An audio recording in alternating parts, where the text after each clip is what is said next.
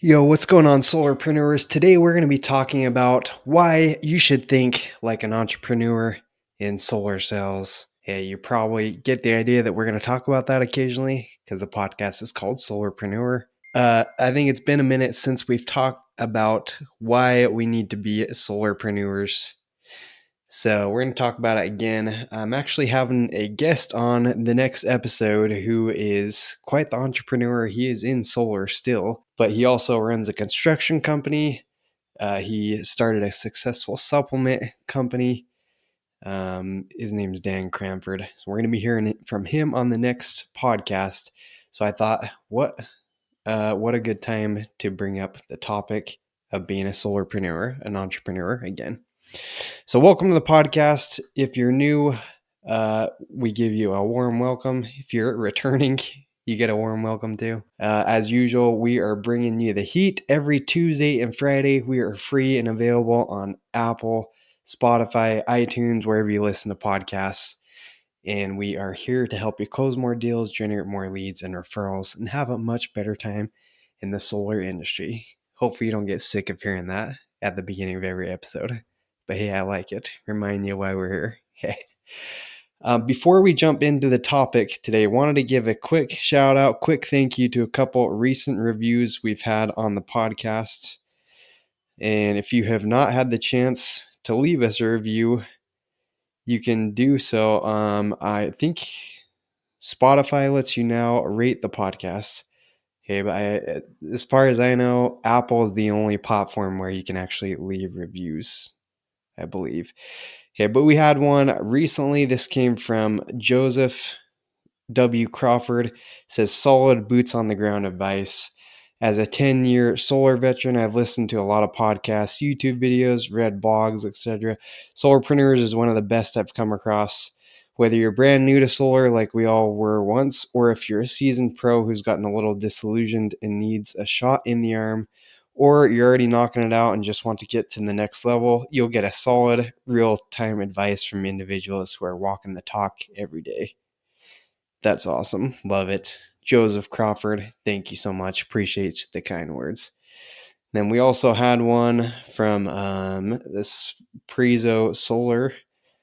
He says, so worth a listen. I started in solar recently and have a 1.5 hour drive to our weekly meetings.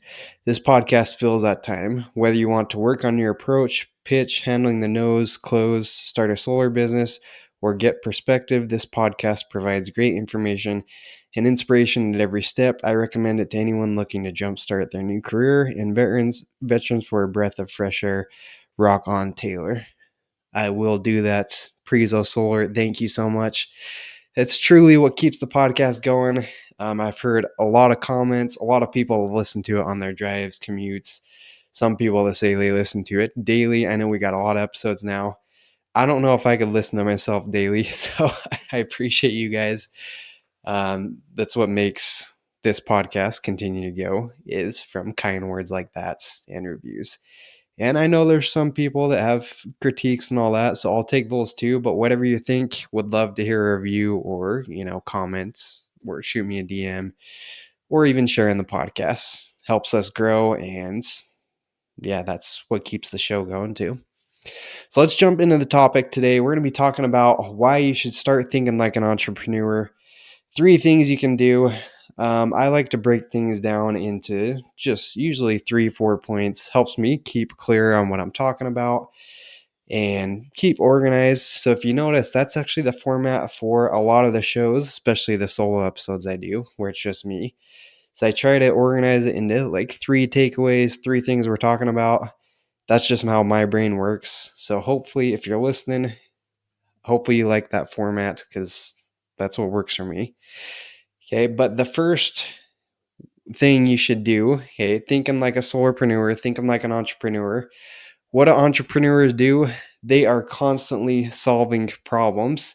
You think of any great entrepreneur, they're solving problems, right? Sometimes problems we didn't even know we had. You think of Ford, right? You think of the guys who made cars, entrepreneurs who rolled out cars. Everyone was saying, we need faster horses. But they brought a problem. I think it was Henry Ford who said, if I would have solved the problem people wanted, then I would have gotten a faster horse. I think I butchered that quote, but something along those lines, right? Should have looked up that quote before. Just came to the top of my head. But the point is, we need to be solving problems constantly. Sometimes there's problems that people don't even know they have. Okay? And in solar, obviously, we're solving the problem of rising utility rates. We're solving the problem that people sometimes don't know they have with utilities.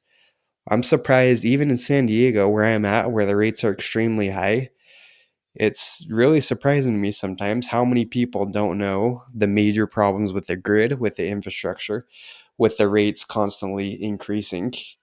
So I'm sure if it's a problem here in San Diego, it's probably a big problem in other markets as well. Okay, but on top of solving problems like that, thinking like a solarpreneur, like an entrepreneur, you need to think outside the box. A lot of deals that I've closed, looking back, I would not have been able to close them without some creativity, without some problem solving.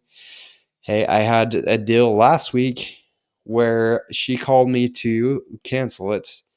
I went back and this is topic for another day too, about how to decrease cancels and save cancels. But she's saying, oh, I've seen so many negative reviews, looked up your company, saw some review, and it's just a standard. We don't have more negative reviews than other companies.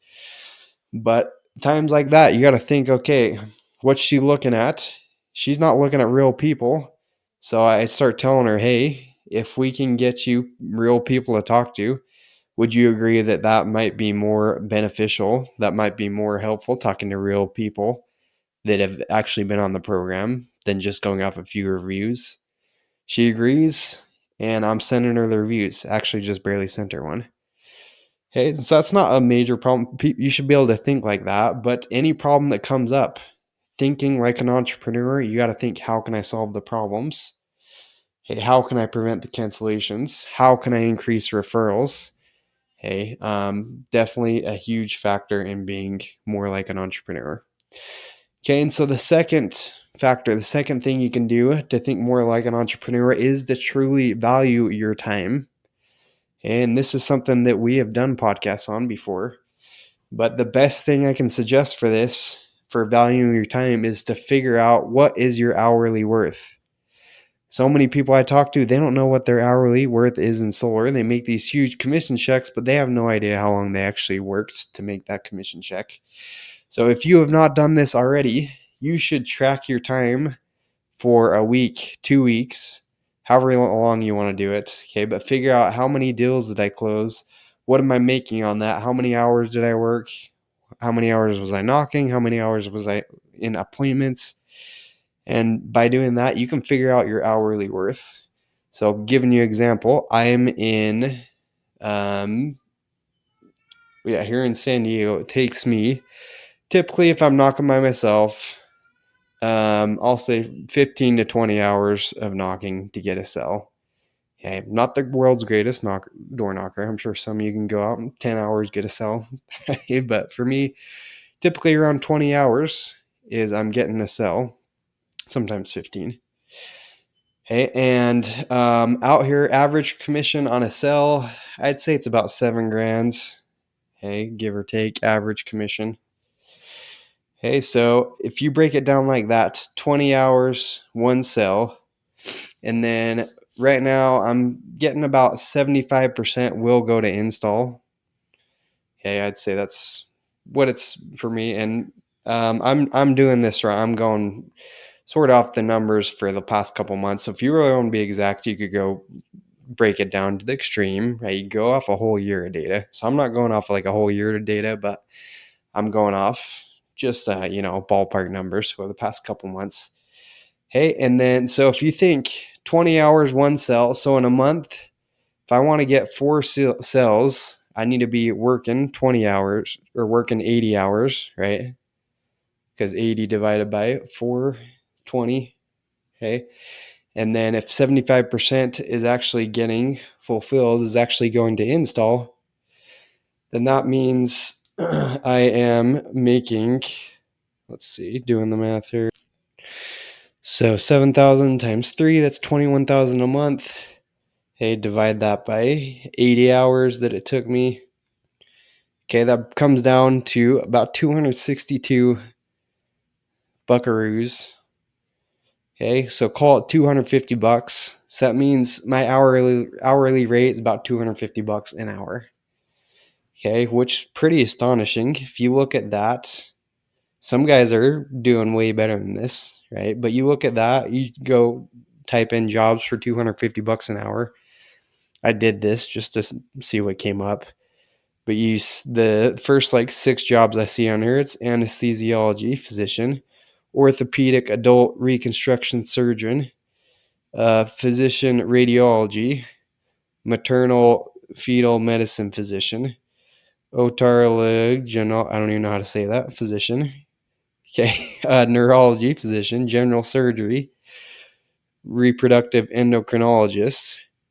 So those are jobs that you're making 250 bucks an hour. How does it feel that we're in the same classes, surgeons, doctors, people that have been to school like 8 years, 10 years plus, all the debt they got to go in? Pretty cool.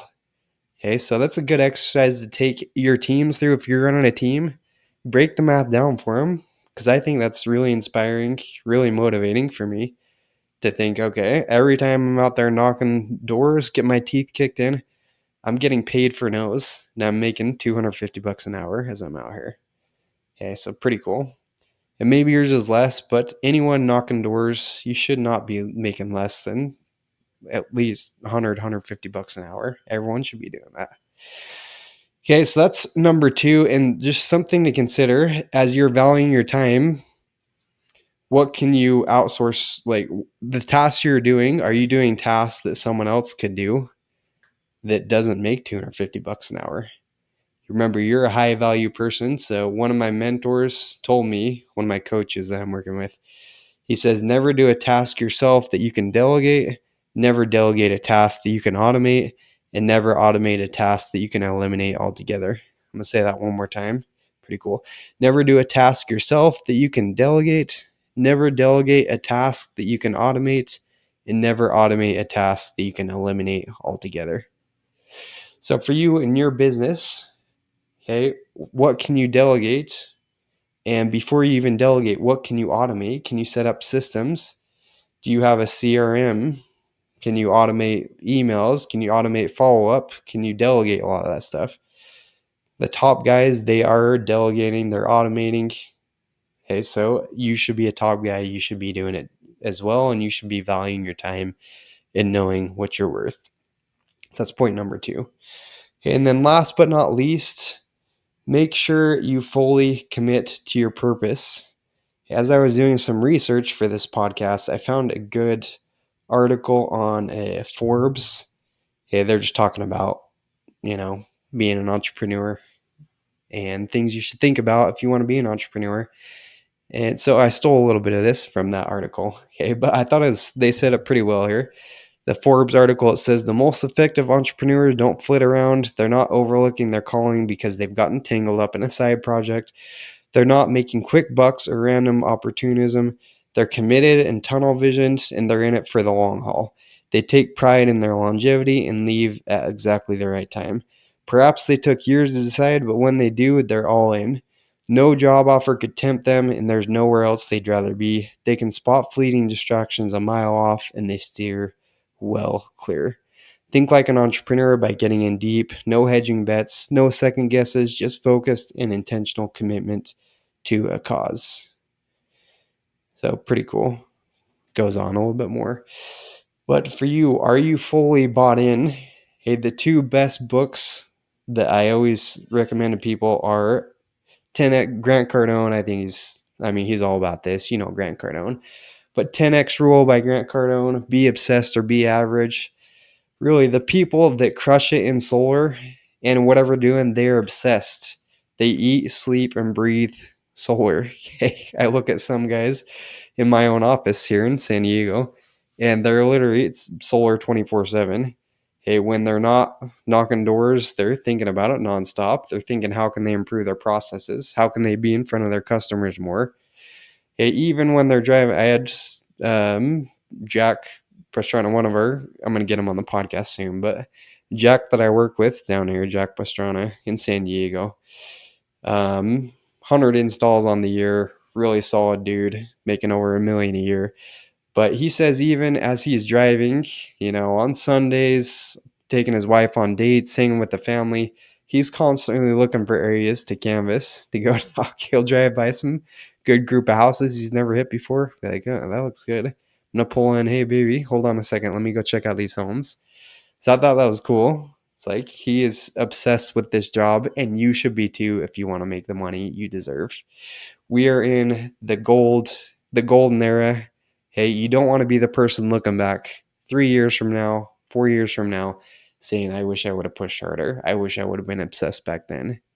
Okay, because trust me, commissions aren't going to be this great forever.